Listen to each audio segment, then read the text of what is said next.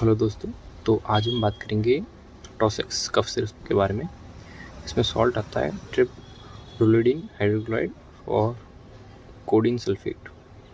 Basically इसका use अपन खांसी के लिए करते हैं, एलर्जी खांसी के लिए, जिसमें हमें बार बार खांसी होती है, इरिटेशन होती है, खांसी होती है।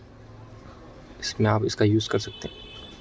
बहुत ही अच्छी कफ सिरप है, बट ये एनारिक्स है, तो आपको डायरेक्ट मेडिकल स्टोर से ये नहीं मिलेगी।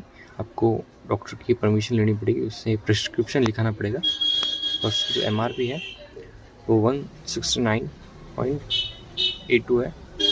तो एक बार आप बड़ों में इसका यूज़ ज़रूर करें, बच्चों को ये नहीं देनी है, बड़ों में आप इसका यूज़ करें। बहुत ही अच्छी कफ सिरप है। थैंक यू, मिलते हैं अगली वीडियो में।